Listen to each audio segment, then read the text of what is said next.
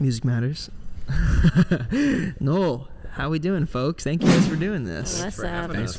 Yeah, very excited for this one. Was a fan of the project prior to you guys hitting us up, so very excited to talk about it. Also, the first interview I've done in a minute. It's been like a month and a half. Took a little break to figure this space out, post-festival, et cetera, et cetera. But thanks for doing this, guys. I was excited you reached out. Thanks for having the first interview we've ever done. Yeah, we've never done one before. We haven't even played a show. Oh, I thought you were joking about yourself. No, this is your second. We've never played a show or done an interview. Never played a show or done an interview as NULL. That's an honor. I always love doing the first one. I feel like that way I can establish the norm for the rest of the interviews you guys have. So hopefully you never get like shitty like who are your influence questions and shit. Yeah, you're giving us you're giving everybody a deep well to go off of. Yes. Yeah. Oh, that's a cool way of looking at it. Yeah. Yeah. First NULL interview. I mean, the project has been out for like less than a week, right? About a week now? No, like 2 weeks. 2 weeks? Like 2.5 weeks. No, almost 2 weeks. 'Cause Almost it came 2 out weeks. on the 5th. Almost 2 weeks. Yeah, okay. Okay, yeah. Staring at that. We don't even know. Every fucking day. Spotify for Artists 24/7. Dude, I'm on it. How have you guys felt about the general reception for it so far? Not even in like a numeric sense, but just in the way that friends have, talked about it and reached out and stuff. I've kind of gathered this was a very collaborative project because I kind of noticed that you guys were just talking about a bunch of folks that worked on it. I know some of the people in your guys' bands worked on it, but how have you felt just like from the community, from the scene, how folks have reacted to it so far? Really good. I think exactly what we were all hoping. I think people really fuck with it, yeah. I can say that, right? Yeah. Yeah, of course. Fuck. Am I in the air right now? Yeah, we like fuck. It's just I love all the responses from it. It's just all of us like texting in the group chat all the time, just being like, "Dude, my homie heard it. And, like they said it was so sick." And blah blah. I'm like, "Fuck yeah, dude." Yeah, I think it just feels really good to do something that you're proud of and that you genuinely really like. And how affirming it is to put it out and be like, yeah, I was right. Yeah, it's good. That was one question I had. I imagine, because you guys have all been in your respective bands for like years and years and years at this point. I would imagine it gets very, I would just imagine it gets hard to like remain excited about this one genre of music for so long when you guys all, I'm sure, have tastes that expand far past the genre of music that your bands exist within. 100%. How refreshing is it to come into a project like this that is so different from any of the stuff that any of your guys' bands put out, and do you feel like it's in a way reinvigorated some of the love for it? Like, what have been the biggest differences? Absolutely. Yeah. Absolutely. Like, I think it's because we've been in our bands for so long, I think it's so necessary at a certain point. Sure. Because at least for me, I'm really grateful that the Lily, the other band I'm in, is so open to all kinds of ideas. Sure. But I think at a certain point, whatever band you're in starts to take a shape of what sounds work and what sounds don't. And so trying to funnel every idea that I've ever had through one thing, like, works a lot of the time, but eventually you're like, this won't be a Lily song. Yeah. And then you're like, well, I like it still. What do I do with it? And then, I don't want to speak for you guys, but I feel like it was very. Please. I'm going to speak for them. I think it was similar for them too, where like, well, it's not going to be a sad Park song either. Or a song. Yeah. Like, let's just make this what it already is, what it already wants to be. Yeah, it's really cool to be able to have a project that you could lean into something more specifically. You know what I mean? Because I feel like with our respective bands, it's like, oh, that wouldn't really fit with us, or like, there's a lot of that. Like I experienced that in my band. It's like, oh, if I do that, it's just kind of a whole like new genre. That's like, you know what I mean? And which in a way you've kind of done with Young Atita at certain points. Yeah, but you know, it's still like a balancing act, right? Yes. Like you can't lean in all the way, you Totally, know? right. Like, or not that, I guess you would have to like grow into it, right? Whatever feels right. You could do whatever you want in your bands, but you know, sometimes it's like, oh, that's not fully the vibe, right? But with a new project like this, you know, you could just lean into it. It's like, well, we don't got nothing to really hold us back. Yeah, exactly. Yeah. Yeah, I mean, it's strange too because there's that factor to it, and there's also like a strange external industry factor to it where it's like people know you for one sound, so it gets scary to experiment too much. There's always that external pressure from folks where it's like, this might not do as well as some of the past stuff if we're experimenting so much. And it's like balancing that act between being an artist and like wanting to find success. Yeah. It's like sometimes those things are at odds, you know, but I feel like when you have a project like this, I would imagine it's a really refreshing, just like new kind of chapter that you all can turn to and really be excited about something. I mean, for a lot of reasons, but especially just because it's new.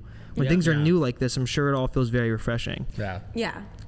Well, yeah, and I think Val's totally right. Like it brings because sometimes what's really great about bringing an idea to like an established band already is the fact that you're like, this is what I've got, like, and we're all greater than the sum of our parts. Like, how can you take this and turn it into something that is Lily or Sad Park or Young Atita?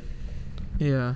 But it's equally refreshing to bring something to this new thing and everybody is very aware of what needs to happen to it. Yeah. Like there's not, like these ideas that I brought to Graham and Val, it was like, I don't know how to explain it. It wasn't like, what if we bad. It was bad, but it wasn't like, let's make it sound more like this thing. Yeah. Yeah, just letting it become what it is. Yeah, exactly. Yeah. So that's super interesting. I had a question about that. I was curious, like on a sonic level, did the project start with just a blank slate? Was it like the three of us are going to make something? Or was it like we have this palette of sounds that we're already experimenting with, we're interested in, let's see what we can do within this this designated sonic area? Well, what happened was, so I had a bunch of stuff, like all the tracks that are on the EP, I pretty much had as rough Ableton sessions. And what were you planning on doing with those originally? Dude, see, that was the thing. Like, I had no idea. Like, it was like brought some of them to the guys, and it's not like any of the guys in Lily were like, I don't like this. Sure. It was just like, I don't know what to do with this. It's super different than Yeah. And so Graham and I were hanging out with my girlfriend, and I was just playing them stuff, and Graham was like, I have the perfect person. Val, can you move that candle to the right? Sorry, I was like, what is that noise? noise? Yeah, and I was like, oh, it's the That's candle. so crazy. Sorry, Charlie, go ahead. Good. Thank you, Val. Yeah. But it was really Graham that brought it all together, because Graham was like, I have the perfect person to do stuff on top of this. Yeah. And then Yeah, they hit me up. Val immediately. We had literally just come off of tour together. Yeah. Sad Park and This was Young Atita all did the a way tour. back then. Yeah, it's been a minute. We had just did that entire U.S. tour, and then Damn, that was like a year ago, right? Yeah. Just about, yeah. Because that was a little over. I remember. I think you guys got off tour right around the time we threw that Christmas show with the Slum Rats. I remember, or like maybe it was the yeah. Because I remember. I think we you were had getting just off come tour. back from tour that day. Yeah. We started working together Yeah. in November. Yeah. November, December. Dang, it's almost gonna be a year. Yeah. Wow. But dude, it was so funny because Graham, I don't think I've ever talked about this, but Graham was like, my friend Val has the best scream ever. True. They're in this band Young Atita, and I listened to Young Atita. Were you familiar prior or no? No, I Oh, wasn't. interesting. I mean, Damn, you were probably like, really? Yeah, no, straight up. Damn. I think I had to like convince you a little too, because I was like, no, dude, like live, like all Val is doing is it's like aggressive no, and it's it sick. was because obviously I was like, okay. And then Val came over with Graham, like, I don't know, maybe 3 days after to your bedroom. Yeah. Yeah, it was pretty quick because usually like I get hit up and I'm just like, oh, okay, yeah, whenever happens, you No, know. we were like, but they were when are like, you no, free I was this like, week? oh, okay, I guess I gotta roll out. Okay. Yeah. It was so funny because we didn't know each other, and it was just a little awkward getting to know each other, and Val was like, I have an idea for one of these songs. We're like, okay. And I was like, but you guys gotta leave the room. Yeah. I was like, so shy. I need a minute. We're like, okay. So Graham and I go into my living room, and like 2 minutes go by, and we just hear Val, like, who's in like my closet in my bedroom. Just, you could hear it from outside. And I looked at Graham and I was like, oh, yeah. And it was the sickest thing ever. I just still think about your neighbors. Fuck you, stupid bitch. They're just like, shit. They're like, what is going on over Charlie's there? going through it, dude. That's an interesting point, though, talking about how you guys all originally met and had to, like, kind of reorchestrate that chemistry, which is interesting because I'm sure that's a process you guys were all very familiar with because you've all started your own bands. Granted, I mean, you guys were all kids, I guess, when you started the bands pretty much. How has that been kind of experiencing the firsts again? Because that's kind of a cool thing that I would assume you never thought you would have got to do, but now you're getting to like kind of experience those, that first tour you're about to go on, figuring out the live setup, figuring out like how we gel as a group. How has it been kind of establishing those norms within the group confines again? Dude, it's fucking weird. Yeah, I'd imagine. It is. Well, like how they said, like I was shy as hell. I made them leave the room. I was like, I'm not gonna sing in front of you guys. You guys are crazy. So, and I haven't. I don't even know y'all. Yeah, I haven't felt that in a really long time because with Young Gatita, like I'm pretty confident when I'm like singing and stuff. So I'll do it in front of anybody. But with this, I was like, I'm not even sure about it. So please leave. Yeah. No, I rocked. it's super weird. It's super weird. Also, because we've been doing it for so long in our other projects, it's like you feel like that's just what people associate you with. Sure. Yeah. And it was weird the other night. I was with Max, who drums in Lily, and we were outside the Echo at the In Vitro. Oh, was it the Vitro show? Yeah. I was so mad. I missed that shit, dude. It was honestly so fun. It was sick. Sorry to make you feel worse about it. Yeah. It was so fun. It was like right when I got my new job, and I had tickets. It was on my agenda. I was like, oh, fuck yeah, this show's gonna be crazy. And they scheduled me, and I was like, well, I can't really call out yet. Yeah. But it was so, because Val rolled up and Max and I were outside, and Max and Val met for the first time. Cool. And that was super surreal to me for some reason, because it was like, oh yeah, this is this person I've been talking about for a year. It's so funny too though, because like I'm so far away from these guys, so I'm like so far, so I don't know any of you guys' friend group basically. So I'm just kind of like, I'm on this side of town. And I don't know, that is kind of weird. Now that you bring it up, that is kind of like that was world's meet type of situation, But it's cool too, because I think it just broadens the community. It does. Like that's a really cool thing. It's just like, I mean, you think about it like it's like in high school or college or whatever, when you start dating a new person and your friend groups kind of like intertwine, that can be like really fun. And I would imagine it's cool to have like all three of your guys' individual friend groups in your bands and stuff just now kind of be tied together by this one thing. Like I'm sure there'll be like Young Gatita, Sad Park, and Lily members at the NULL shows. And there's something really cool about that. Like I think it ties together a greater scene of music. That's like something really, really sick. And it's funny because like this is the first time in a long time that I've really felt a sense of community in Los Angeles. Interesting. And we talk about this all the time. It's true though. This is like, that's so interesting for you to say though, because you're from here. Yeah. We talk about that constantly. Because that show the other night, and there's been a few other shows like it where it hasn't been since I was a kid going to shows. Yeah. That because everything in LA has been so secular for such a long time. And what do you mean by secular? Like, there's so many avenues and there's so many genres that like populate. Just so LA. huge, It's so big, and there's so many different little micro scenes. Yeah. And I think my band in particular has like been trying to navigate that for such a long time. We talked about that. That's right. Yeah. And like, but this scene that I really feel a connection to feels like what it felt like, when we were in high school, with Fiddler and Gia, like that felt like a thing that was happening. What are you going to say? What are you going to say? You're going to say some... No, I was just reminiscing about me and Charlie. But I feel like NULL is like this perfect coalescence of all of these bands like you're talking about that kind of share this similar space now. Yeah. That's kind of come out of nowhere. Sure. So yeah, like it's just sick.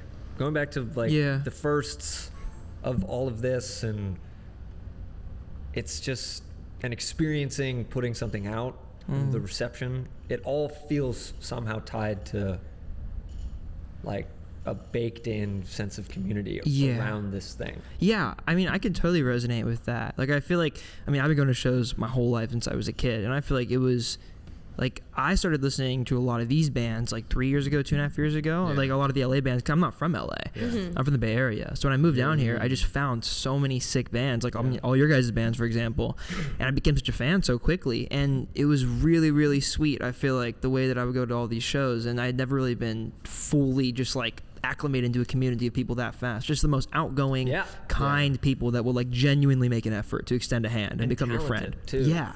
You know? Yeah, exactly. That's interesting from a sonic level too, because I'm curious. Like NULL fits in to this world in a lot of ways, but it's also there's a lot of things outside of this world that it pulls from. Yeah. A lot of electronic elements and stuff too. Yeah. When you were kind of working on this stuff by yourself, Charlie, like did you envision this sound more as like an electronic thing originally or more as a band thing? Because in my head, at least from an outside perspective, it feels like a very specific hand holding of both those things. Yeah, I think there was no way it wouldn't end up being that, just because I don't know anything else. You know, like we're talking about, Sure. because we've got these shows coming up, and we've just been talking about like how to pull it off live, and I'm so interested How are we in that. gonna do it? Yeah, It's gonna and be the a train wreck. only thing that actually makes any sense is formatting it like a band. Yeah. Yeah. And the only thing that's made sense in the process of even making the record is it existing like a band exists, because I don't know how to. None of us know how to do anything else. I just thought about this for the first time, actually. I didn't consider this.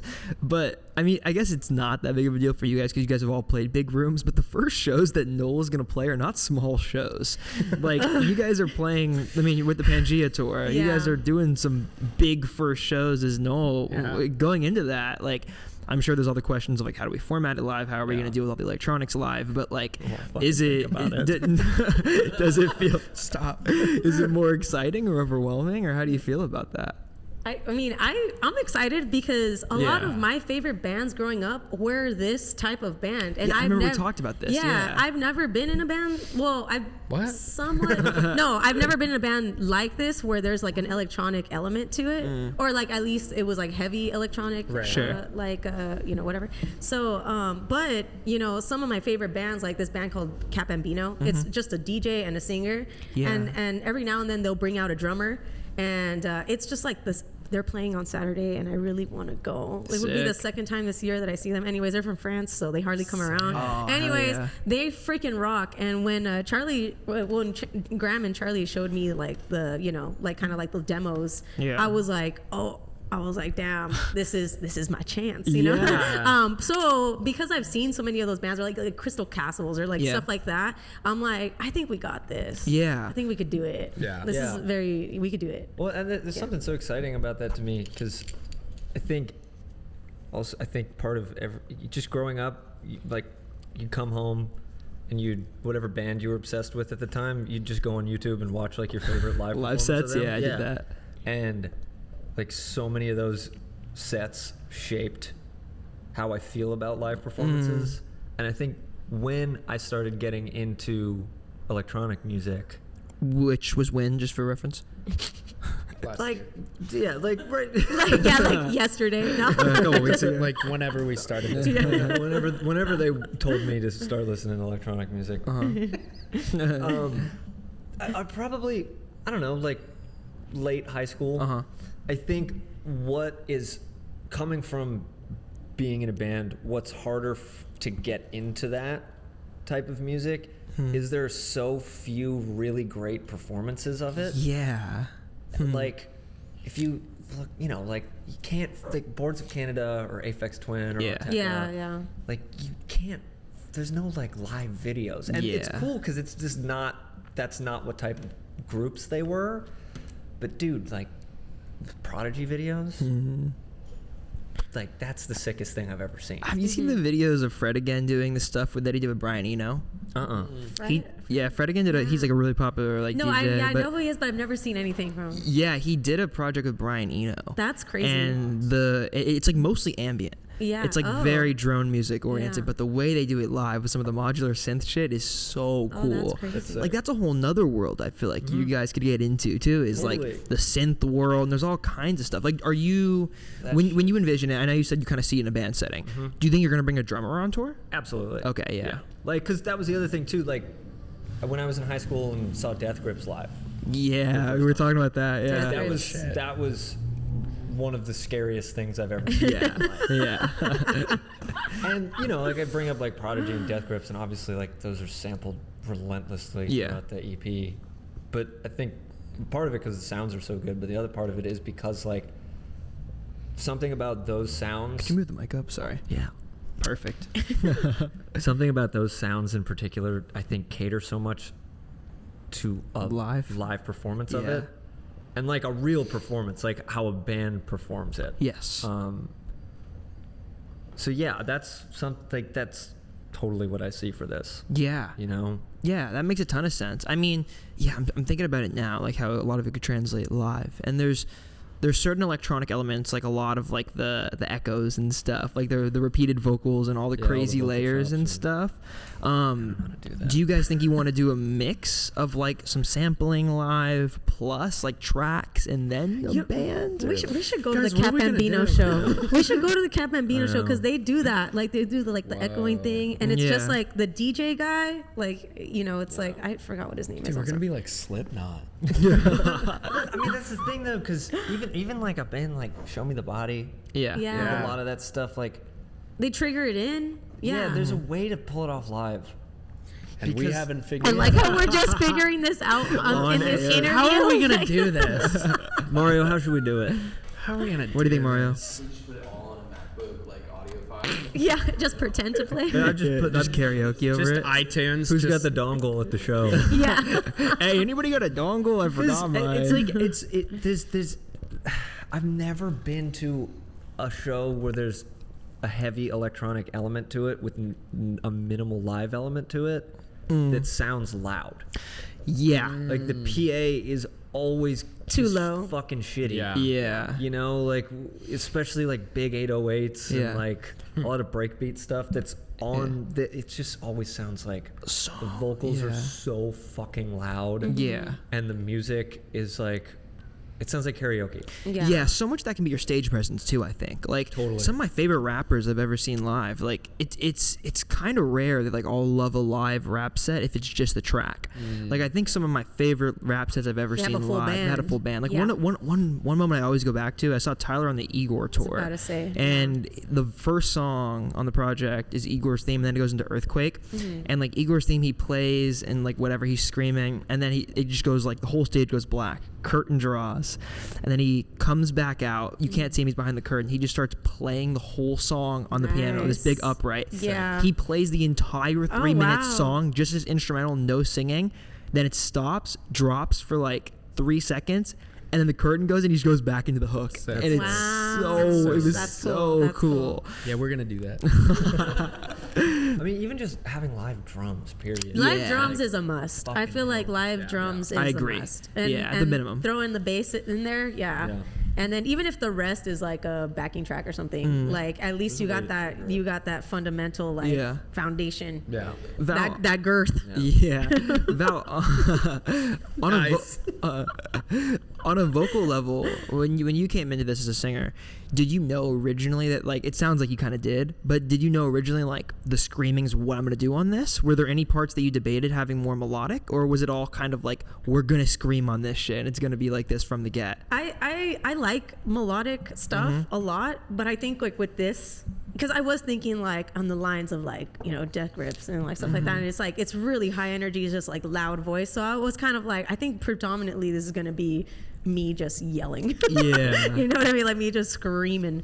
So I kind of went into it like that, and you guys fuck with it. So I was like, all right, they fuck with it, then let's run it. You know? Yeah. The way that some of your screams are chopped on the so sick. on the project is so cool. Like it sounds like an eagle screaming, like screeching. Yes. Like I love it, dude. There were a couple times when we were tracking Val Where we'd like play Val- it back dude, and Val would, Val would just let out a scream, and it was so hard to like keep my mouth shut. Yeah. Because inside you're like, so. yeah. We'd literally just be sitting there, and I don't know what you'd be doing, but me and Charlie would just be like, play it again. I want to hear that again. No, like I have not heard anybody scream like Val in my life. Yeah. Fuck yeah. I'm pretty good at it, I will say. It's crazy, just the type. It's like, especially because like what we do is so sample heavy, and Yeah. for me, it's like finding samples is such a fucking nightmare sometimes. Yeah, I want to ask about that because I assumed it was pretty sample heavy. I was trying to place a lot of the samples.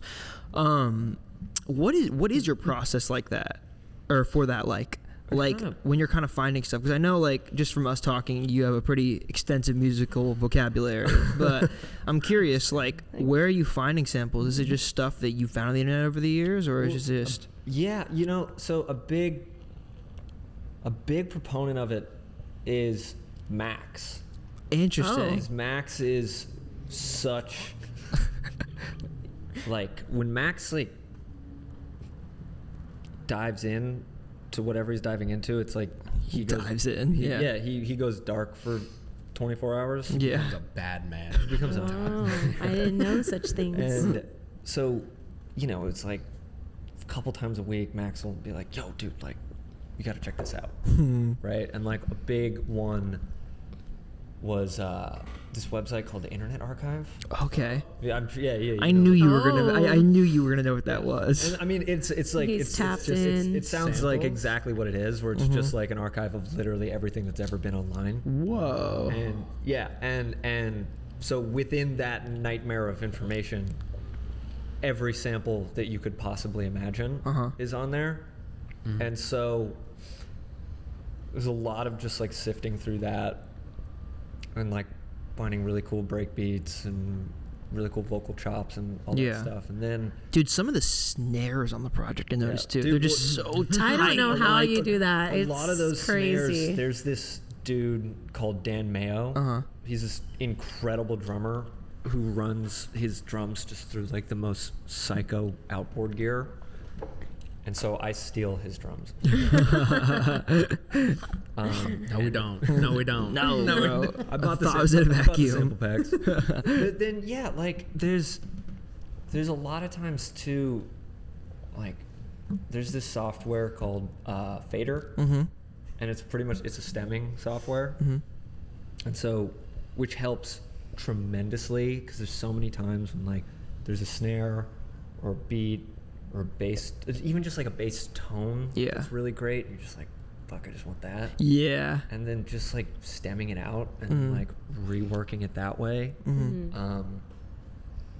But I don't, it's I don't have. Thanks, bro. Sorry. Sorry.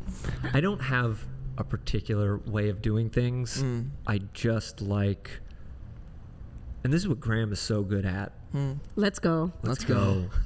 What Graham is so good at is, because I can get really carried away with like Graham. tweaking something forever.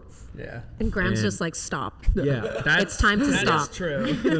Like with Graham, like having Graham's ears, like me just like Yeah. sifting through sounds or putting something together for a few minutes, and Graham just being like, you have to stop. Graham, It's done. do you think you got that from some of the Sad Park stuff? Like, do you think there's a lot of beauty in some of the imperfections of not sitting there and tweaking everything for fucking 3 hours? Because sometimes you can give yourself ear fatigue to the point where you're just hearing something and you're like, no one's going to notice this. I love everything being as simple as it possibly can. I'm low-key with you. like yeah.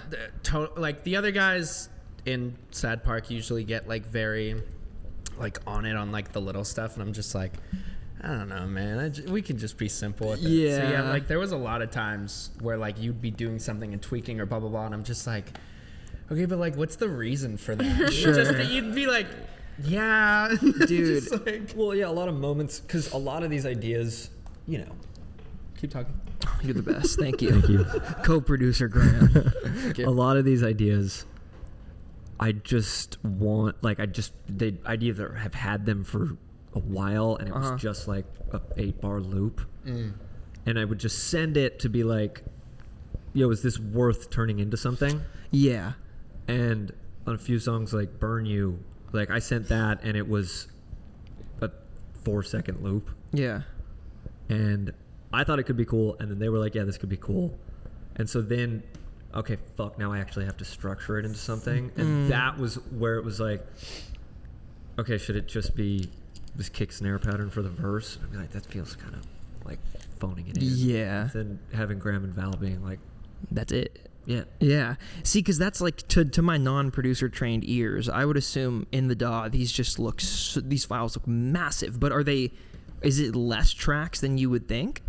It's actually so many fucking tracks. It's kind of great. Like it I was was right. Let's go. but that's not necessarily because there's that much shit on it. It's because my like organization skills are so terrible. Yeah. And it's so like, But you're like layering and like getting parts of one thing and having a different part of Yeah. it. So it's not really like You would do like each sample instead of having them all on In one one- line. yeah. You would like just yeah, like every time we tracked a vocal part for Val, it's a new track. Yeah, So yeah. there would be, there'd be like 70 Yeah. Val tracks. Yeah. And all of them are, most of them it's just like, yo, can you yell fuck into the microphone?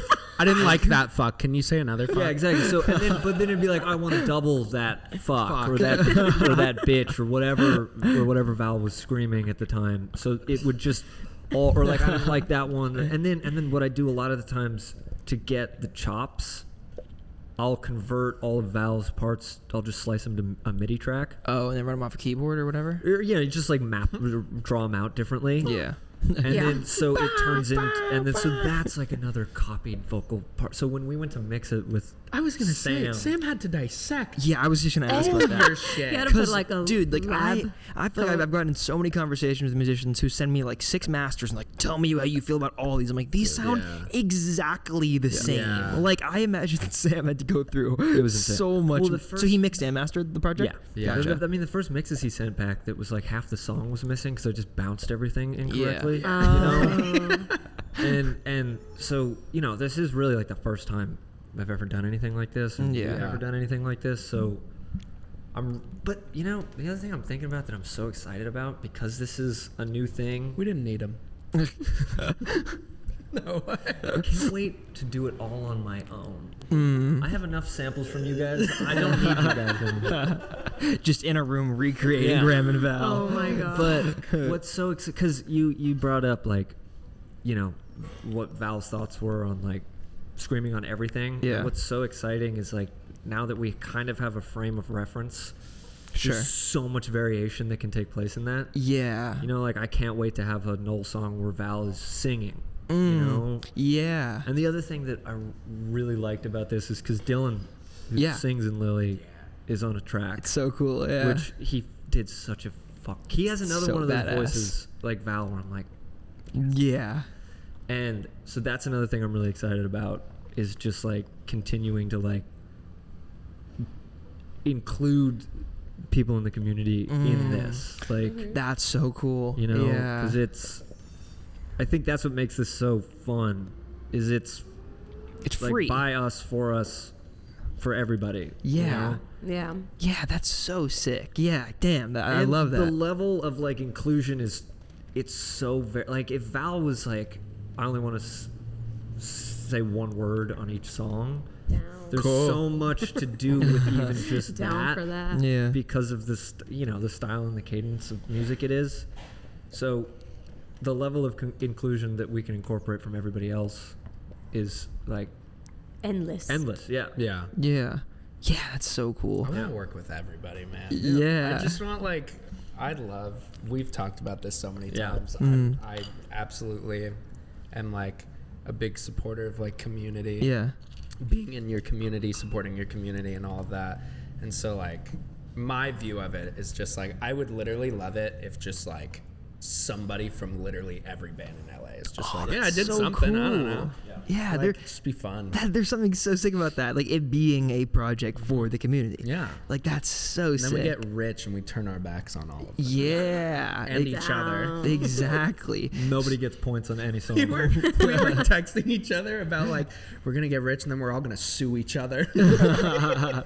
This is a side project. I didn't want to own it. The other funny thing about all this is because we just did the whole thing on our own, and like, Yeah. Graham and I, in like just in 5 minutes, uploaded everything to DistroKid, and it's so funny to see like how bad of a job we did when like man. we didn't even. Like it was 2 hours before the songs were coming out. We didn't have a Spotify for it. Yeah, it was 2 hours before, and we were like, oh, we need to like claim, like we need to say that's our Spotify and these are our songs. So we were just like, I think the YouTube is still linked with is. some other NULL. I mean, if you look at the So's the credits, title. Like if the song credits, it's just like all over the place. yeah, Charlie texted me and was like, you didn't credit yourself. And Yeah, I was like, like, Graham I g- did, but it just didn't work. Graham is like nowhere to be found on like any of the songs. You're like an enigma. You're just like, Yeah. What are you going to do? Which I was so glad that you did it. yeah. So that Oh, you know as what I mean? opposed to- Like if I did it and you were like, And I'm then, not yeah, on you any of weren't these on, fucking that's songs. I'm so just funny. glad you two came out on it. Yeah. If I'm the one filling it out. is there like a lack of pressure there that you guys like? Because I would imagine like Yes. you guys have also like gotten to the point with your respective projects where it's like it's a very serious thing. It's like Yeah. what you do. Yeah. But this, you know, it's obviously very serious as well. But it's like It's so different. it's though, just different. I would imagine the years of external built up pressure and just expectations that are within your other projects. I would imagine that doesn't exist here. And how does that feel to kind of work on something with a blank slate? It was so fun. Yeah. I just remember all of us like literally just having a blast, running around, like jumping around. Like we would do like a line of Val saying something and then we just keep playing it back and we'd be like Yeah. jumping and we're like, We fuck totally- yeah, dude, that wrong. Yeah. Like it was just fun. There's no pressure on it. Yeah. If we were having fun and enjoying it, then we were like, cool, that's great. Yeah. Yeah. And that Because my other band's not fun. his Yeah, other it's, part. it sucks That how part is not things. fun. You guys are mean it to sucks me. how things get not fun after a while. You know, Yeah. I think like you reach a certain level and then people expect things from you. And like, bro, like I just want to have fun. Yeah, and it's no one's fault. It just No, is it just how happens, is. yeah. I think it's just, it's not even like, Actually, I want to talk. actually, I don't think it's anything to do with like our other bands aren't like fun or anything like that. It's just that like Of course, yeah. we've all been doing our bands for so long that I Yeah. feel like Lily has this sound that they kind of not have to, but like stay in. Like Sad Park sounds like Sad Park. Young and Same, Cheetah sounds yeah, like that. yeah. And it's not that it's like, oh, I'm sick of like playing a Sad Park song or whatever, but it's like, God, we're doing something like so new and so different Yeah. from anything any of us do. So it was really You fun. can't help like because Lily. You're the best. Thank you. You know, it's like I've done 2 of these now, and I can't watch. I'm not gonna be able to watch this because I just fucking vaping the whole fucking time. The My hands are the last everywhere. interview that we did, I was sniffing my allergies. Were were sick. I was Just- literally like, at least today I'm good. Like today I'm good, dude. It was so bad. I was trying to felt watch so it. I'm bad. watching that right when I get home. I was trying to watch it. I had to turn it off. I was like, this is so embarrassing, but whatever. It's out there now. Well, because we were supposed to do it like a month prior, but then LA caught on fire. Oh, that. Yeah. Damn, that was all around that time. Yeah. Damn. That's I remember crazy. we had 3 that week. It was you guys and like Oh, in vitro was like the In day vitro was the day before, before. or like a couple weeks. we or did week like before. 6 interviews that week because so many got rescheduled because of the fires. Yeah. Yeah. Anyway, what were you Yeah, saying? sorry. Totally Anyways, interrupted. Charlie, your really like heartfelt sentiment towards this project. I'm nonchalant, bro. It's whatever. I like it. Dude. I think with our other bands, because we take them so seriously and because Sure. we've put so much of ourselves into it, and because we've achieved whatever minor form of success we have achieved, there is a level of expectation, Yeah. which isn't a bad thing. Of It course. just changes. the dynamic of It does. like, Yeah. It changes the like writing The music. pressure. Writing music sometimes it fucking sucks. Yeah. Because there is this expectation of like, I have, especially now. Mm. You can't take 5 years off. Yeah. Gotta make TikToks. Yeah. You gotta make fucking TikToks. But think what was so special about putting this out for me, every time Lily puts something out, you know, it's like the day before, I'm like, oh, fuck, it's coming out tomorrow. It's gotta do well. It's gotta do well. It's gotta do well. We kind of forgot that NULL was dropping. We were like, oh shit. Yeah. No, we told, because we shot like a video for it that is still. It's in the works. It's in the works still. It's happening. It's real. But we were like going over. We were like trying to get the video finished, and I was like, holy shit, it's not going to come out. Yeah, no, because it comes out tomorrow. Tomorrow, yeah. But my point is like, just being so proud of this was the first time in I've years. never been proud of music. No, but it was the first time in years where that was just enough. Wow. Yeah. You know? Which is true. Like, it really was like, I love this so much. I don't care if 5 people listen to it. If everybody loves it. If everybody hates it. Like, I'm going to listen to this all day tomorrow. Yeah. And I still listen to it. And it's ironic because that's where everybody starts. Yeah.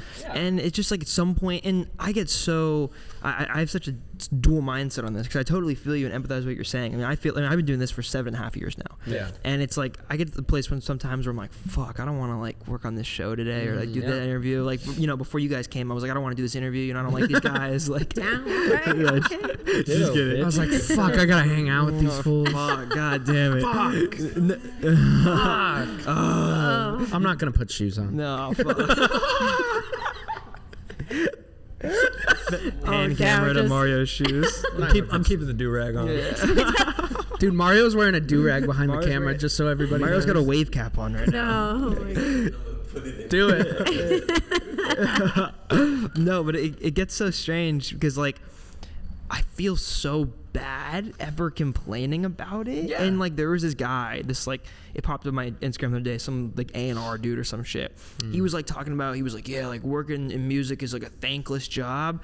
And he was saying all this shit. And then like I was thinking about it, I'm like, bro, what the fuck are you talking about? Like, I was like, you get to literally work in your chosen passion as a career every single day. Like you are the most blessed you can possibly be. 100%, And then like I can say that in one breath, but then there's also the human part of me that's like I've been burning, you know, this on one end of the stick for so long and it's like it can get tiring. It can get to this place where it's like fuck, sometimes you don't want to do this, but I think it can be very valuable to take that step back and realize like holy shit, like bro, we're so lucky. No, 100%. Yeah. I vibe with that. I feel that. There's just like this. Okay, I'm gonna say something that may be a little controversial. Oh, here we go, dude. It's our first scandal. Oh my god. January 6th. I think inside job. Hey, if it doesn't go over well, you just cut it out. But where were you on January 6th, Charlie? DC. Down. He was there with Ariel P. Yeah. Me and Charlie together. Oh my god. Yeah, we took a selfie. And John. I always forget that Ariel Pink was at the insurrection. I was with him. He was there. Yeah. Once again, we just interrupt your heartfelt, beautiful moment. I think there are artists and bands or anybody, whatever, like anybody in the music business that do get to a high place really quickly.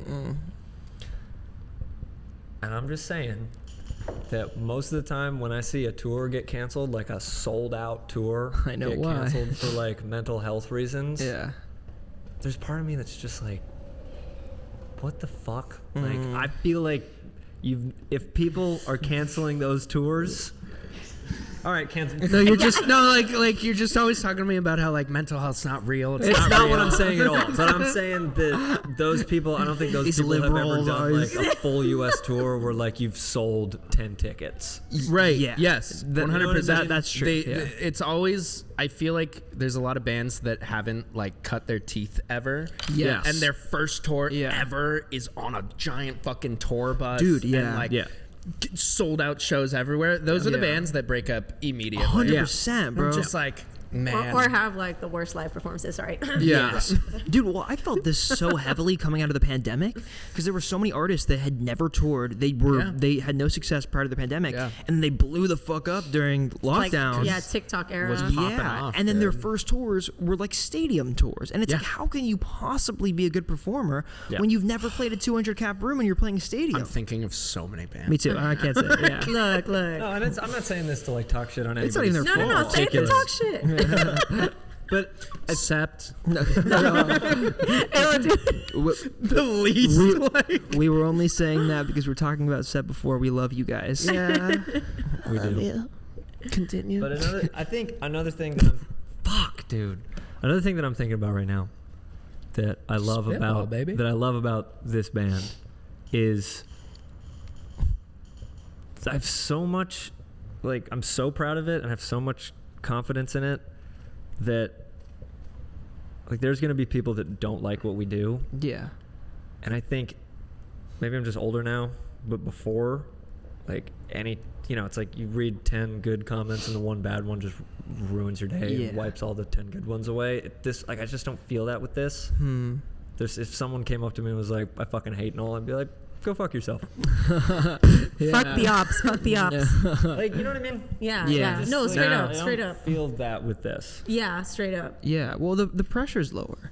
It is. You know? Well, I also think the music in itself is like, fuck you, bro. Sure, yeah. Yeah, it's I don't kind give of a the fuck. premise of the songs. Yeah. Yeah, it's like the most like punk shit we've done. If we were just gonna be like, why don't people like it? Yeah.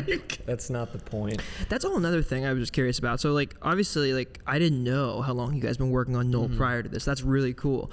How was it kind of, because, I mean, in that time, I think you all toured, right? Yeah. All three you toured. So how has it been kind of balancing those two things? Has it been easier because NULL is more of like a low stakes, like we're figuring this out as we go, or was it hard to ever balance the two things? No. Well, I feel like the initial doing it and getting together and recording it all happened in like pretty a fast. week. Okay. Yeah, like, we like tracked. a couple weeks. We tracked. We got all the parts down really quick. And then we went on the road and you had sent the tracks over and Sam was like mixing them in the van while we were on tour. Oh, wait, is that during our tour? No, that was after. That was when I the summer. Yeah, that was on the last tour when we crashed the van. Yeah. Oh, yeah. No. That sucks. Down. But yeah, it's such a different kind of workflow because you can do it anywhere. Yeah.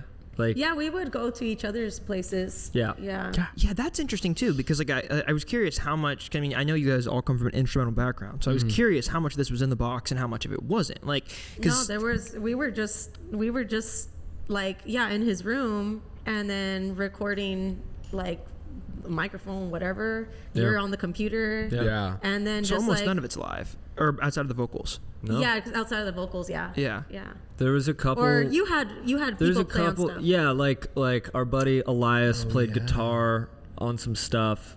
Sam played guitar on some stuff, and so did David. He played bass. Yeah, David did play some bass on there too.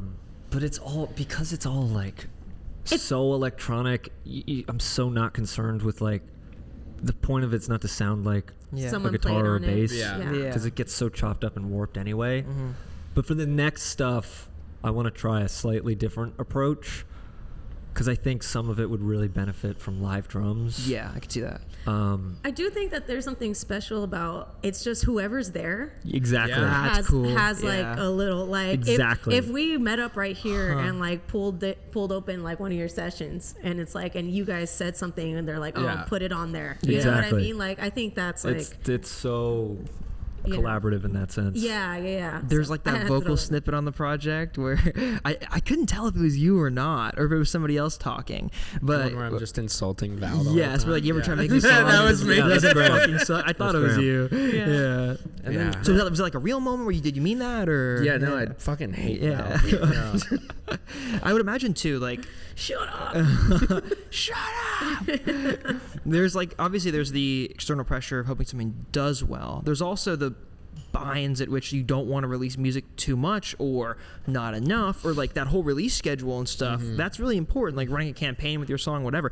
It's fucking sick that you guys were just like, let's just drop this, not do anything, let's get away from that schedule. I got something to say about that. Yeah. I love doing that shit. It's awesome. I hate well, you roll just out. did it for Young Gatita. Yeah, I know, secret drop. But like, I hate doing a campaign. I hate it so much. I'm like, I'm not up my own ass, bro. Like, I just want to write the music and I put it out there, you know? Obviously, you have to do, obviously you have to kind of do it at a certain extent because you want to maximize the people that get ears on it, right? Yeah. But there's just something about like, look, we made this, it was fun, have it. You know what I mean? Like, I'm not trying to force you to listen to this, bro. Or like, I'm not trying to like throw this in your face. It's just, it's out there, you find it. You know? Yeah. There's also I think there's a lot of value in what you just said about just whoever's in the room at the time.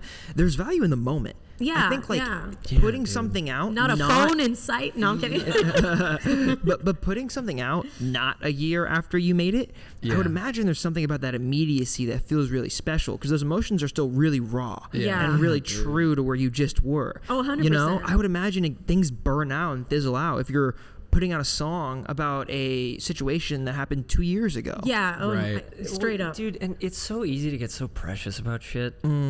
Cause and look, we definitely have the benefit of not stressing too hard about this. Cause it's not like, you know, we're not,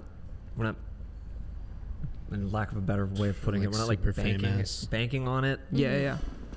So I think that helps with trusting what we're doing more. There's not giving us any real reason to second guess what we're doing. Yeah. You know, it's like we all like this. Fucking put it out. Yeah. You know, like I don't want to suck all the juice out of it by concerning ourselves with like, well, which one do we think is gonna fucking do the best, or like which one should be, like what should be the focus track, and like it just doesn't. Yeah, it doesn't suit what this is. Yeah. Straight up. And I think if anything, like good is gonna come from this, it's gonna be by doing the same shit that we're doing. I mean, I think there's shit we can do better for the next release. Like, value really got to. Look, I was gonna say the same about you. Not even on a creative or like rollout aspect, but just on like having a profile picture on Spotify. I did it. I'm telling you, I think it's kind of tough not having one. You know, DistroKid fucked me, dude. Like, but no, I get so sick of like, we need to starve the market, or we need to like, oh man, like I want to plan for the next 18 months. It's like, dude, I've got songs ready to go right now. Like as soon as the three of us have time to like start recording them, like that we'll record them. Yeah. And then put them out again. So that's kind of the mindset with NULL. You think you're just gonna make shit, put it out, make shit, put it out. That's sick. And I'm glad for that. Sorry, the coffee is hitting, but I'm kind of glad for that because I am a very particular person. Like I like go over my words like very like, oh wait, should I say that? Like let me, you know what I mean? Like I don't know. I'm very particular about like what I say like in my own songwriting. But I love these guys because they're just like, Val, just say fuck it. You know? And I'm like, all right, that's what I'm recording. I'm saying fuck it. You know, like so, and then it's like we're just putting it out. There's nothing, you know. And dude, when Val came over and we met for the first time, and Val was like, I have a lyric in my head, leave the room so I can scream it. That was on I Don't Give a Fuck. That was the first lyric that they ever spoke into a microphone for this project, and that's the first take, and that's what's on the record. Yeah, that's the very first take. Yeah. Oh, that's so cool. I feel like that really, like thinking about it now, that really just kind of set the theme of the entire project. Because you could have just been like, I love my dog, and then like we'd be like, cool, this is fun. But like, I feel like just starting with those lyrics and the ingression after that, we were just like, this fucking rock, we're pissed off. But there's just no point in overanalyzing any of it because because the music is so like there's no point in overanalyzing any of it. Every lyric that you or Graham or David, because David who plays bass in Young Gatita, he helped with lyrics too. Yeah, he threw in some stuff. And it was like every lyric that came up, it's like I don't want like part of me is just like I don't want to sit here and try and think of something better right now. None of us do. And that's And maybe awesome. it's not about that. Yeah, that was Yeah, really it's There's not about totally that. something about that too because it came so fast. Like when it was time for you, it was like, okay, that's cool. Go do your thing. It was perfect. Yeah. You know. It's fun to write that way. Yeah. It's fun to write that way. And I would say most of the time too, it was back to you and what you're so good. It was about Here we are. It was taking shit out and not adding. Yeah, shit. yeah. When we thought too much about it, it was like throw that out. Yeah. It's almost like retraining your brain to not overanalyze every detail Yeah. and to actually take things out as opposed to adding. Yeah. them. Yeah, and you know what's crazy? I feel like sorry, I'm telling you this coffee sitting, but No, like keep I'm all going. jittery. Like no, but You're spitting. what's going. crazy too is that I think people really related to it. Yeah. A little too, a little. You know what I mean? I was like, oh, Not shit. anyone in particular Not in anyone recent time Yeah. related to it. It was just, we dropped it as soon as we were able to finish it, and it was And still then maybe relevant. someone got shot. Maybe someone didn't get shot. Maybe that's something to do If with I it. find out that dude heard NULL, I'll lose my fucking mind. I'll lose it. Yeah, he heard "fuck you, stupid bitch." And he's like, that's I get so it. me. He was like, I know just what to do now. Yeah. Fuck, dude. I feel like the record or the EP was like a real. It was just during a really weird time, and times Yeah. have only gotten weirder too. And they're going to continue to get weirder. And they're gonna continue yeah. to get weirder too. Yeah. So So you can expect the music to get weirder. Hell yeah. I mean, even it'd be like the Beatles. like Led Zeppelin. I We mean, talked about it. We want to be the next Led Zeppelin. yeah. But like if they heard Death Grips. Yeah. Led Zeppelin could never. Yeah, bro. Imagine showing Robert Plant Death Grips. He'd have a fucking aneurysm. Yeah, bro. He would just die on site. Of NULL or Death Grip? He'd be like, shit. Are you kidding me? He'd hear it and be like, this fucking sucks. He'd say it in the British accent, though. He'd be like, Greta Van Shit. Fleet's enough. Yeah. Greta Van Fleet versus Death Grips. Sounds like they really like Aerosmith. Yeah. Oh, man. As you, that was a crazy sigh.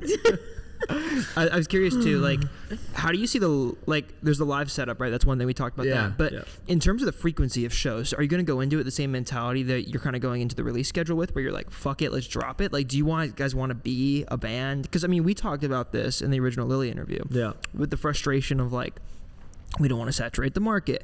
We don't want to play too much in the same place. You know, we got to really plan our headlining spots, make sure they make sense, et cetera, et cetera. The frustration with that. Yes, like, 'cause exactly. It's fucking stupid. Do you think like NULL is going to kind of be the opposite of that, or do you want to keep the live shows still a little bit less frequent in a way? I think Graham and I have slightly differing perspectives on this. Oh, do it? Yeah. Well, I don't know. Damn. Let's talk about it. What do you wanna do? Yeah. No, I want to hear you first. My view on it is that not from like this like planning out tactic thing of like, oh, starve the market. Sure. But I'm just like, dude, we're in like such a cool position with this project where it's like we kind of can just like take whatever we want and not take whatever we want to do. You know what I mean? Okay, maybe we're not. It's not this thing. It's not like when we were starting out in bands where it was like, someone hit us up to play a show. Let's just play that show. Yeah. You know what I mean? It's like we could we done can it. just do whatever we want. Yeah. Because there's a big difference from on the same taking. page. Yeah, there's like no debate. We're really good friends. There's like a big difference between taking the shit that's smart and taking the shit that's fun. And sometimes those collide in a way. But it's like you could take something that's just fun, even if it's not gonna like do something for you. But you're like, these bands are sick. We would love to play on this bill. Yeah. You know, sometimes there's a point in a more established band where that's not the correct calculation, right? Like that's not gonna really fuel your career. But with something like this, I mean, you guys could do both. You can take the things that are smart and take the things that are fun. Yeah. That's so true. Yeah, Yeah. that is so true. Because there's with this whole thing, there's not any pressure to be like, Sure. guys, we haven't played a show in 6 months. Like, what the fuck are we gonna do? Yeah. Like, and like Pangea hitting us up to play the shows. It's like, Yeah, I was curious about how that kind of happened because I know you guys are I think you guys know them outside of stuff. Best Just- friends. We're all so- best friends with them. They're our best Danny friends. Bankson is our boss. Did they just That's our management. No, he's our boss. He is literally our Oh my boss. God. We work with him. Oh, Yeah. Balboa. No, Oh. we Is this the drive bus van Yeah, thing? we drive Okay. trucks for him. Oh, nice. Yeah. Sick. So He So employs random. us. yeah, so that was awesome because I was Big bro. working on the NULL stuff, and I was like, Danny, check this out. I think you're gonna like it. And I think it's good. and it was sick because before we even released the music, he was like, Like talking about it. "Do you guys want to Whoa. open for us Yeah. on Yeah. this run?" And I said no. I was wondering about that because when you sent the screenshot of the email, I was like, how did he even know? Yeah. How did Okay, he that hear makes this? sense now. Yeah, no, he was like, I want your, Like, he's like, I want your weirdo band to play with us. And, dude, every time I fucking talk about it, I get stressed about how we're gonna do it live. We're gonna be. We're gonna be great. fine. Yeah, We're gonna be fine. Chill out, Yeah. dude. There's no LA show, right? It's just Fresno. Well, No I LA think show. I was thinking about it. Like, I think we should Palladium. do. They are playing an Horrible. LA show, but not with us. I think we should do our own little. Fuckers. Dude, maybe we do it here. Yeah, let's do it. Oh, Up to you guys. Maybe we do a Sick. little live show. Let's do it. We'd love to. That'd be sick. That would be cool. Well, now you Yeah. have to. only if I could jump off there You can totally jump off or there. Jump there. off wherever the fuck you want. Just in a safe Zip Only line. if I can Zip sleep line. in bed. Zip line. Yeah, Only if I can Zip sleep in line. that crevice, Mario. but by that point, we'll have the zip line installed, and Let's we can do whatever we freaking want on the go. zip line. What was I'm curious too. So kind of now I get the gist that you kind of started with these projects. You had this sound already on the hard drive before you brought it to them. Was there a song on the project that informed the rest sonically? Like, was there one that you made first that you were like, oh, this is the direction we're going? Or did they all kind of come out at once? That's a really good question. Thanks. I do this. Thank you. Appreciate it. Can I say my interpretation? Whatever Yeah. you want. Because I feel like nothing really informed anything. Uh-huh. I guess it kind of. I feel like you just kind of let things be, like, Yeah. like you just kind of Yeah. freestyled songs. Like you didn't really put that much. Yeah, that's what it felt like. That- You didn't that, put like- any fucking effort. No, into it. not effort, but like I don't think it was like all the way thought out. Yeah. Like you just let it. Yeah, you were just freestyling, Yeah. low key. Like It just kind of presented itself. yeah, Like yeah. the only concrete thing that I can say about any of these songs where there was actually like I just want to do something like that today while I'm working on stuff.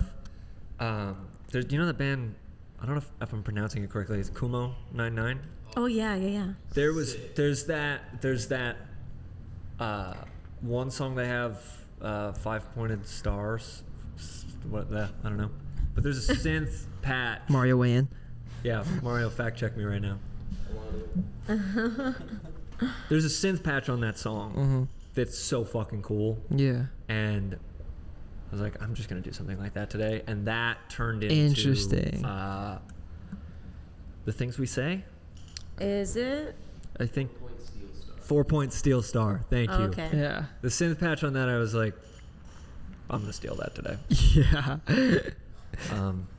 I'm gonna steal that. Steal that. Well, because like every time we would finish a song, you would be like, "Whoa, that was even better than the last one." Yeah. So they did kind of just, you know what I mean? Like it was Yeah, because the truth, none of that, they were all just these little ideas. Yeah. There was maybe one, I think I Don't Give a Fuck was the only one that had some semblance of structure. Yeah. Well, they all have structure, but it's more Yeah. free. It's more Yeah. free form. There's something so cool about that, though. Just like kind of finding the crumbs and like following the crumbs as they're laid out for you.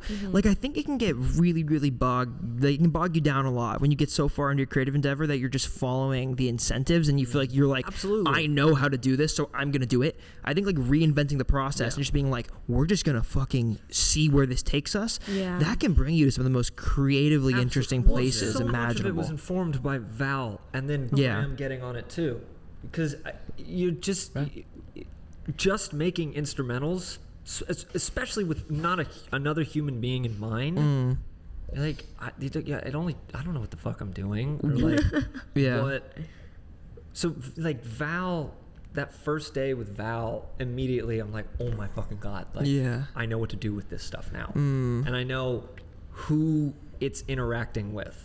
Like, not for who's going to listen to it, but who I'm making it for. Who I'm making it for, literally. Like, it's these two now. Yeah. Graham, what was your first reaction when you kind of heard all this stuff? Like, had you been talking to... So sick. Yeah. It was so sick. Like, did you know that all this was happening in the background prior to him bringing these to you? No. It wasn't even like... I think me and Charlie were just hanging out Yeah. in your room, and you were like, oh, listen to like some Lily demos. And then you were like, listen to this little... Was it the acoustic thing that we did? Well, yeah, you and me were... We weren't like... I think what happened was you had some Sad Park ideas. That's what it was. Graham had some ideas for Sad Park that he just wanted... I think you just wanted another set of ears on. Yeah. Just to be like... Not even for me to like help you write stuff. Yeah. But just, I think, literally be like, what do you think of this? Yeah. And then I, in turn, was like, okay, And then made my it turn. about you. Yeah. You're in my fucking house.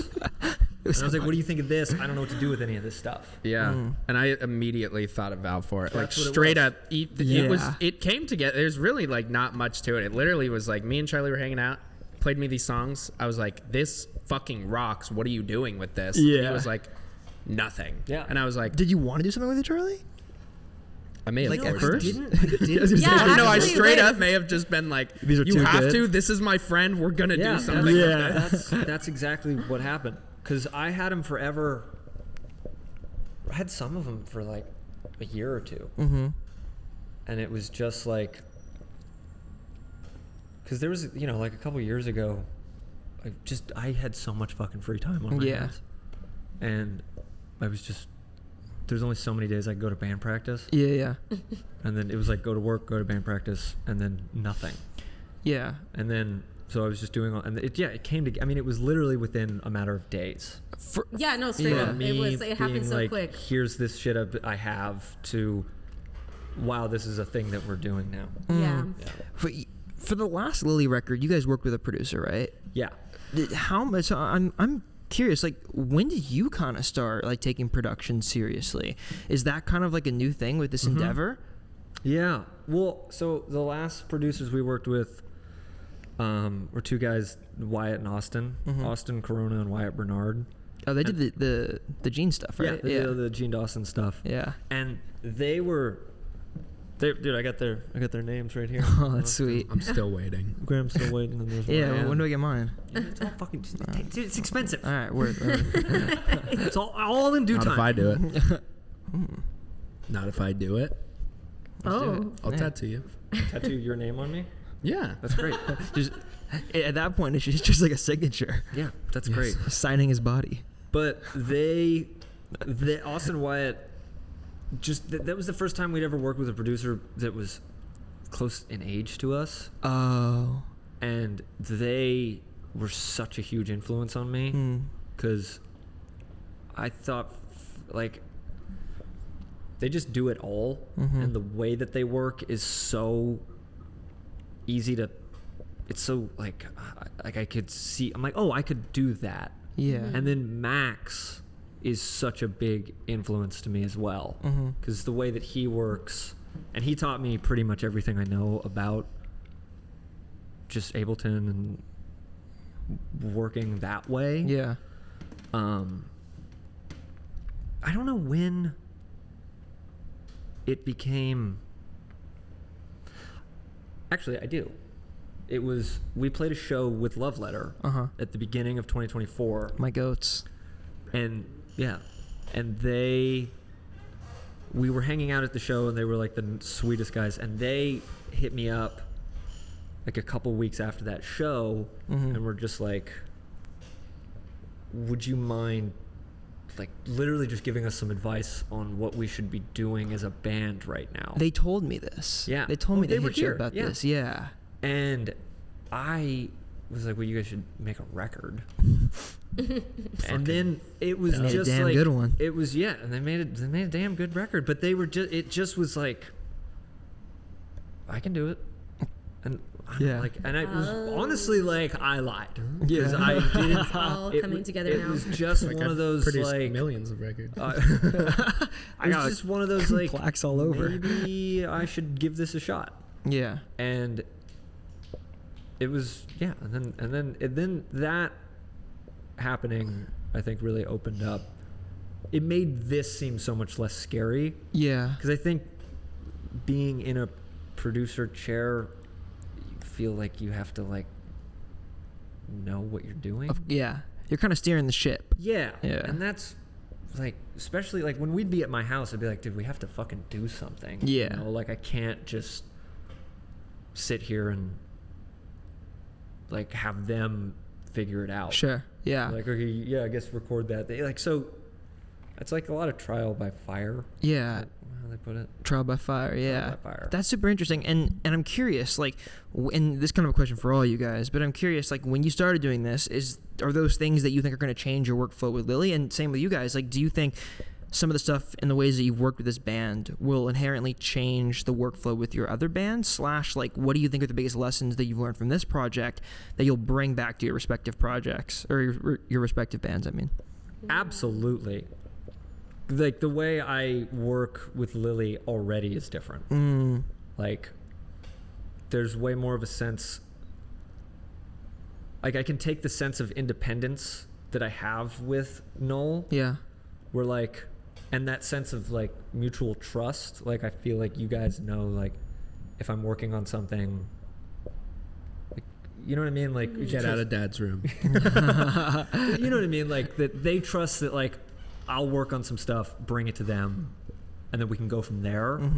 Where I feel that same energy in Lily now, where it's like, because I think being in a band, especially because we all started our bands when we were way younger. Yeah. And there is that feeling of, okay, we all have to be in the same room at the same time, bouncing ideas off one another, which is great. But it's also the only thing that you know how to do. Yeah. And it's so nice to be able to be like, I've got some ideas, you've got some ideas. Why don't you send me your ideas? Yeah. I'll do what I want to do. You do what you want to do. Yeah. And when we're meeting up, there's this way more it's way more productive. You know? Everybody's hands on the keyboard that way. Yeah. Yeah. How about you guys? How do you feel about that? Like, what do you think, if there's anything that you think you'd bring back to the workflows with your other bands? How has this kind of impacted that for you? I can't say 100% yet because with Young Gatita, I do kind of, usually I'm the one that, well, we all have ideas and all that, but a lot of it is like me coming with ideas and bringing it to the guys, and then they kind of do what they want, and then I'm like, yeah, that's sick, let's do that, you know, like that kind of thing. Yeah. So the only difference that I'm experiencing is that like I'm not in that position this time. Yeah. You know what I mean? And I love that because I'm like, all right, cool. Like I get to jump on something that someone else made. Well, like someone else made that's like super sick. Yeah. And kind of like in a way, not guide it, but like just add to it. You know, like Well, and you're more finishing stuff now. Rather yeah, than Sure. yeah, rather than starting. Yeah. Yeah. That's a good way of putting it. Yeah. Yeah, because I guess the vocalist is the last thing that comes, I would imagine. Basically, yeah. How about you, Graham? Do you feel there's anything that you'll take back? Nope. No. It just made me want to play more punk rock, honestly. Yeah. Honestly, I've shown straight Charlie up. like some of the new like Sad Park stuff that we've been doing, and like after Is like doing it it, harder? I'll send it to you. Oh my goodness. It's like please. it's just a punk record. Let's go. I think it also like it's funny. I've never like, even though I write the songs in Sad Park, I never really approach them in like a producer-y way. Yeah. It's like a same. songwriter way. Yeah, but when doing it with you, it had me thinking a lot more about like, okay, well, why is this thing happening? Or like, oh, we should do this or cut this part out because it's going to make this, blah, blah, blah. Totally. You know what I mean? So now when we were just writing like a lot of the new Sad Parky stuff, my brain was thinking more of like the end game as opposed to just being like, yeah, we're writing this song and it does this and it does this and it does this. Now I'm like, okay, well, why is this happening? There needs to be a reason for everything Intention. happening. You know what I mean? There's Yeah. more intention. Yeah. So I've been doing that a lot more. Yeah. That's an interesting. Yeah. Oh, go ahead. It's so hard to like. I feel like with NULL, it's so hard to like hide behind anything because Yeah. it is so. Yeah. In a lot of it's so simple, and like the vocals really like take the center stage. Yeah. So it has to be, if there's like a second where we're bored listening to it, it's like, well, that has to go. It has to go. Yeah. Yeah. That's true. That's true. And I think the one more thing I'll say about this is, I think it makes me a better band member in Lily, because I think for such a long time, it was like I had to put I love that NULL is so aggro and atonal and just hard. Yeah. And I was trying to infuse as much of that as humanly possible into Lily. I had this like iron grip because I just needed to get that out. But having this avenue to get that out, like as completely as I want, it's allowed me to like loosen my grip on what I think Lily should be. Yeah, and I could imagine that helps with the creativity in Lily. You know, like there's not this need to inject everything we do with like hardcore shit. Yeah. You know? I mean, in a way, it's kind of like emotions, right? Like they say if you don't get them out, they'll just be there and they'll bubble and eventually they'll come out regardless. If you have these sounds in your head and these things that you want to make, if you don't get them out, they're just going to be there. Yeah. And I think that's also very true for just trying ideas, right? It's like you never know what the good idea is until you try it. And I would imagine like it would be difficult to like be in bands that have certain sounds, and like I imagine every band member feels this way regardless of like what you do in the band, right? I would imagine every member is like, I have all these things that I would love to do, but maybe they just don't fit this setting. I mean, that's like the curse of being a creative, I think. Yeah. But the key is like, I mean, especially in a band, it's how can I get what you're talking about out in a way that serves the three other people's needs. And so, I mean, it's no different in this. It's just what? Don't worry about it, dude. What am I doing? Just There's like a dog down there. there's a fucking dog down There's there. a basset hound there's here. a the whole tiny time. guy. What the hell? Dude, there's a little green guy. Green guy down there. Where'd he come from? Yeah, it's all. It's so. I was talking to Sam about this the other day, and he was just like, I can't think of. It would be psycho if somebody just had one creative outlet their entire life. Bro, yeah. And I don't think anybody does that. Yeah, and I think about that with longevity a lot. It's like when I get in these places when I get creatively frustrated, I'm like, there's so many things I want to do. I want to like make movies. I want to make music. There's so many things I want to do. I always just try to tell myself, I'm like, all right, this is like, I'm 23. This is not a thing that I'm going to stop doing at 30. You're 23? Yeah. Too late. I'm really Too late. I'm washed. I'm so sorry. Did you think I was older? Too late. Yeah. Oh. No, I'm 30. I'm just kidding. Dude, Charlie's 16. Well, I'm gonna be 16. He's been 16 for a whole decade time. now. I'm gonna be 16. My He's like birthday's Benjamin coming up. Button. Yeah. My sweet 16's coming up. Oh, the quinceañera. You guys gonna be there? That's, yeah, of course. Sick. Graham, you said something that was really interesting about the difference between like starting a song from the board versus starting the song as a songwriter, because you are in a way working in different directions, right?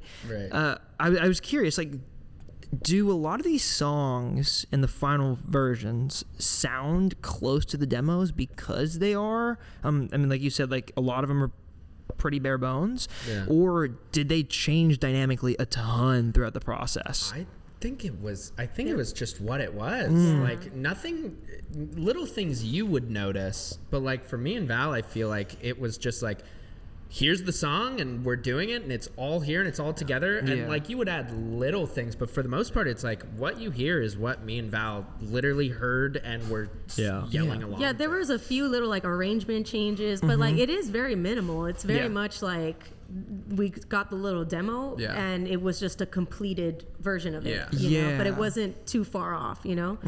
Yeah. Because those are very different things. Like when you're starting with I mean, I suppose you're starting with the emotion either way, right? But when you're starting a song as a songwriter, it's kind of, well, I guess it's bare bones at the beginning either way, but it's just a different mindset, right? Yeah. Like you're starting it and you're focusing on the melodies and you're focusing on like maybe some specific chords. I would assume when you start with the production for this kind of stuff, like were you starting with drums or like what were you kind of building off of mostly? A lot of the times it's either drums or bass, especially for this stuff.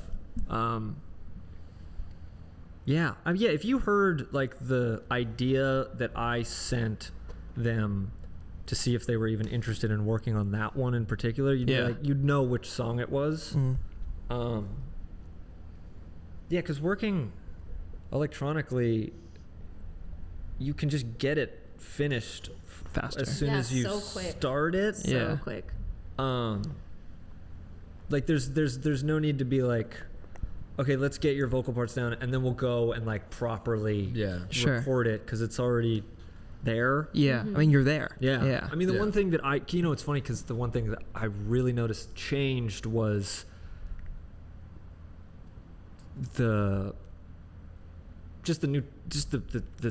my level of production, because some ideas I would send in like a depth way or a skill way. Yeah, in like a skill way, because some ideas I would send, they were bounces from an idea that I'd had like a year or two previously, that now having this thing, I'm like, oh my god, this thing would now be perfect for it. Like the first track, Chain, that was something that I'd had for a really long time. I'm like, oh wait, that might be really cool.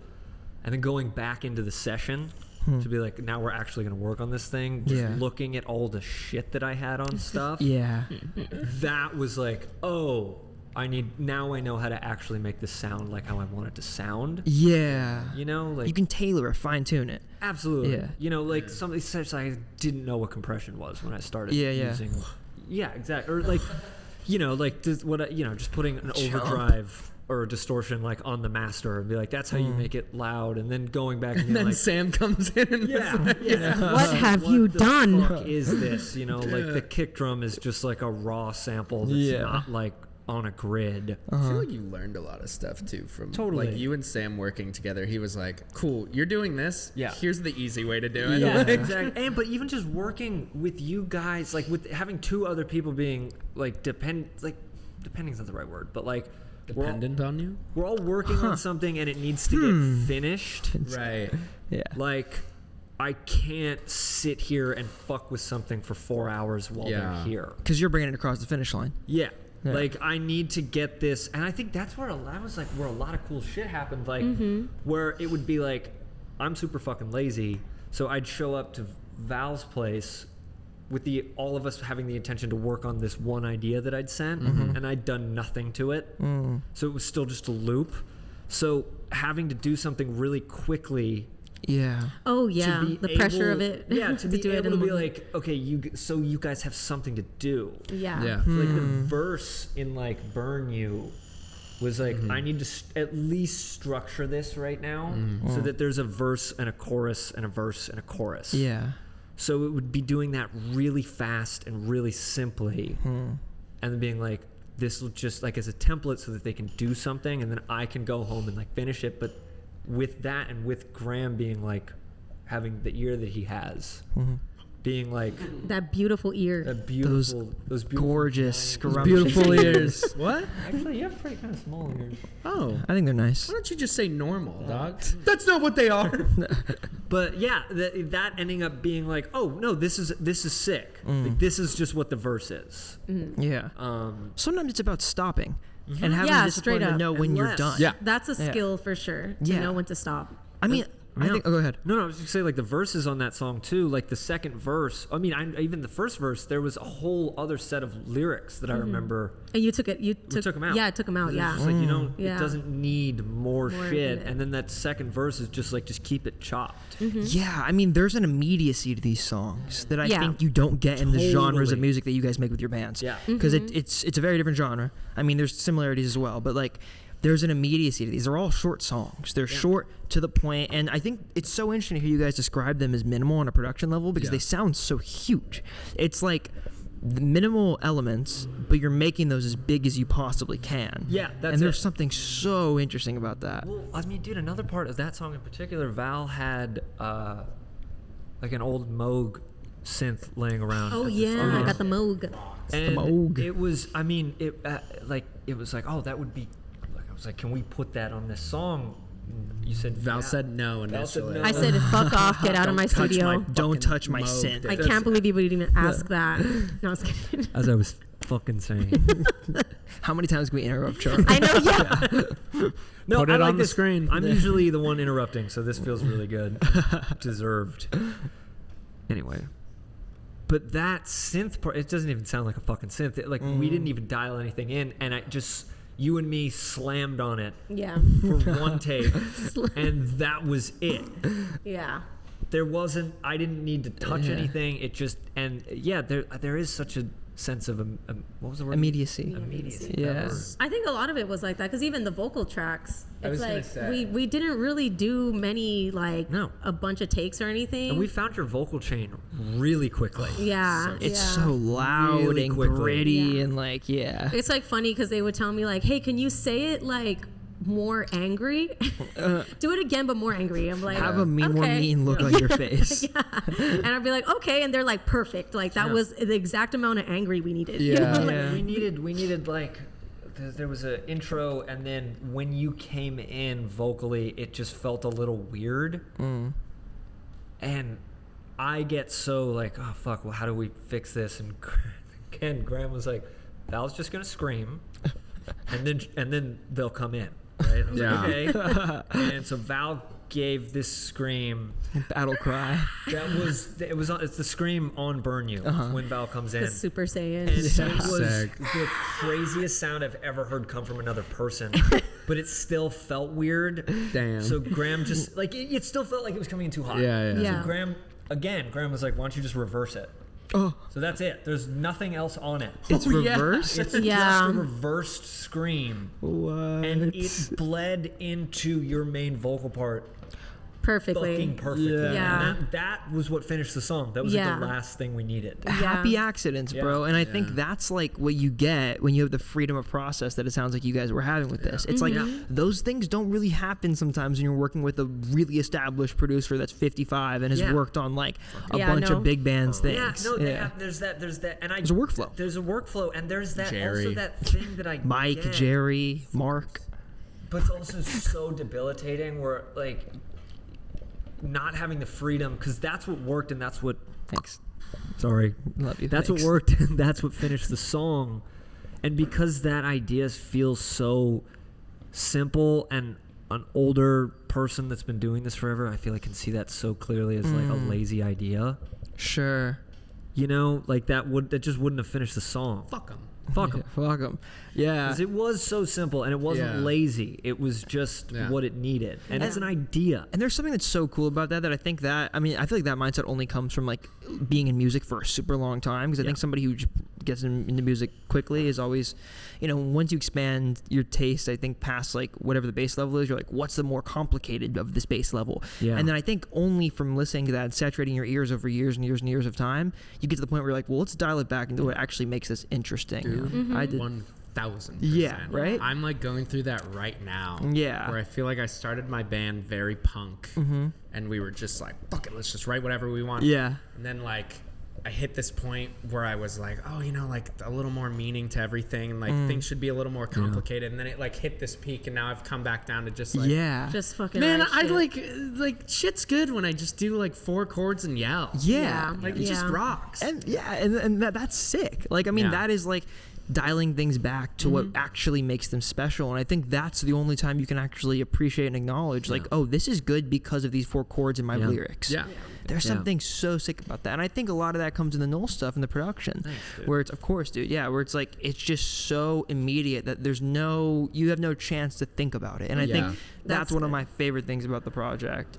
Yeah. It's so true, because I think being in a studio long enough, like we all have, I think such an underrated or acknowledged problem that happens is no direction at all. When something, there's no worse feeling, and I think that's where that fatigue really kicks in, where you begin overproducing. And there's something that is like, something starts, an idea starts that everybody likes, that's why you start working on it, and then for whatever reason, it always happens, it's fine, but it stops working, that you hit a problem with the song, and there's no worse feeling than nobody having any any ideas to get out of the hole that you're in. Sure. Well, I think that comes a lot from like thinking that you like doing everything based off a formula, which I feel like when you hit a certain I guess like amount of status like in your band or whatever, and you start working with other people or producers or whatever,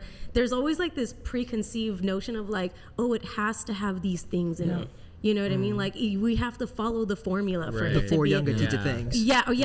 or like just like, oh, you want to, be a bigger band, well then you have to follow this like pop structure or whatever preconceived, like, or like it's hardcore, you got to add like a breakdown to it. You know what I mean? Like there's always these preconceived things, and I think because we're held back by that, you forget that you could just do whatever the fuck you want. Like, whatever fucking sounds good. And I think that's why it worked in this band. 100%. You can always you can always have a problem with something. It's always okay to be like, this part's boring, this part isn't working, and you're like, okay, that's cool. What's the solution? And I don't need anybody to have the solution. I just need people to have suggestions. Yeah. And it goes back to, I know it's such a small, minute thing, but I think it speaks volumes to what we do. Is that fucking have Val scream, then reverse it. Yeah. It's a suggestion that points us in a direction to solving the problem, and it either works or it doesn't, but then have another suggestion. That saves it so every much fucking time. It Yeah. saves it every fucking time. Instead of just sitting around being like, what do we do? Just try something. And then the death of any idea, I think, is like, okay, well, like, let's just call it today, and like, let's all go home and try and think My about heart. this. I don't think we ever did that. No. I think every thank goodness. time we came in for each song, we were like, okay, cool, we finished the song. Yeah. And then maybe we would come back and be like, ooh, I want a yell on this, or like, you know what I mean? I think being wrong is one of the most important and underrated parts of the creative process. Like, I love it's that so important to be wrong because that's the only way you can figure out what's right sometimes. Last thing I wanted to ask you guys, because I know you got to go in relatively soon. We gotta go. Like, We gotta leave it right now. One more fucking question. If you guys, you can answer this either for yourself or for the listeners, right? But if there's one thing that either you wanted to get from this project, or one thing you could point your finger on that you got from making this project, or one thing you want people to get from listening to this project, like one lesson, one thing sonically, whatever it is, what would that thing be for each of you? Good question. Thanks. I do this. Don't overthink literally fucking anything. Yeah. Like, I think, like, the reason why we all love this and, like, it came out so fast and everything is that we were just, like, trusting what we were doing. Yeah. We were having so much fun. And just, we just didn't overthink anything. I don't think there was ever a part where we were sitting there forever and being like, should Val say that? Or like, should this thing be in here? We were just doing it. Just do it. Yeah. And that like reminded me of when I was like 16 in Yeah. my garage and just making stuff and being like, we're just do whatever the fuck we want. You know what I mean? So It's exciting because it's new. Yeah. Yeah. It was great. It was so fun. Yeah. I think the thing that I realized with this is something can always be better in theory. Like something can always be better. And my solution to that now is there's always more songs. Like I'm so proud of the songs that we've put out. And I think where the betterness comes from is the next batch of songs. And then the next batch of songs. It's like not holding a specific song or specific group of songs to that betterness standard. You know? Yeah. It's just the next thing. Yeah. It doesn't have to be better. Like, and I think that is that problem of like I feel like I hear this and I see this and I hear people talk about this all the time, like not releasing something because of whatever boundaries you've set and whatever qualms you have with it already, so it doesn't come out. It's like, I think that's the difference between, it's literally the difference between doing something and not doing something. Yeah. Like put it out and then put the next thing out and make sure it's better. Yeah. I think what I would say is if I would get anything out of this project, because I don't know, I guess anyone could get whatever they want out of this when they listen, but I honestly just want to have fun. Yeah. Like I just want to go, like I want to play shows and I want scream. to, yeah, basically, like I just kind of want to let loose, and I think this project has been that for me already. So that's kind of where I stand, and like I just hope other people that listen to it could feel that similar way too. Yeah. You know what I mean? Like don't think. Well, I guess the same thing. Like just don't think too hard about it. Yeah. Let's just have some fun. Do it feels right. Yeah. Yeah. Yeah. Guys, thank you. Thank Thank you. you. I love you, dude. I love you too, bro. This is so much fun. I Fucking love you. I love you guys. No, this is super sick. I mean, Mario played me a song off the project when you sent it to him like months ago, and I just I don't know what the first song He's he like, played me. I don't know. That wasn't me. It was when we were driving to Booyar's house, I think. You played me one of the songs, and it just blew my mind immediately. Stop and it. just the idea, and just the idea of three of you guys working together was so exciting to me, and to see it all come to life is really beautiful. And also to hear the thought process behind it all is just so sick, because there's so many things I wouldn't have guessed that about the project that have been revealed now, and that's super interesting. So thank you guys very much. Thank you. Yeah, tell them you, where they Mario. could. Thank you, Mario. Love you, Mario. Tell them where they could stream the project, where they Not could follow you. Yeah. Apparently. about the Pangea shows you got coming up. Yeah, we got so hopefully it's easier to find it on Spotify now, but it's NULL. If you can't find it, it's on Spotify and Apple Music, it's on everything. If you can't find it via streaming service, go to our Instagram, null.818, and then you can get it via there. Or type in NULL Chain. I do that. Yeah. And the song NULL pops Chain. up. I do that in. on Tidal because Tidal's so bad. Yeah. But I still will use it. That's Fuck that's Spotify. also a lack of planning on our part. There's so many NULLs, but Yeah, there's a lot of there's a NULLs, lot dude. of fucking NULLs. I realized that too. What are you gonna do? What are Yeah. you gonna do? Look for the neon green. But one. there's only one Neon you green. guys. Yeah. Neon green. Yeah. It's like Brat Summer, Yeah. but Yeah, but we're, not we're that. evil Charlie We're- X. Yeah. yeah, I was telling him, I was like, we're like evil Charlie XCX. Yeah. Thanks, dude. No, thank you guys Yeah. very much. Appreciate you. Thanks. Music matters.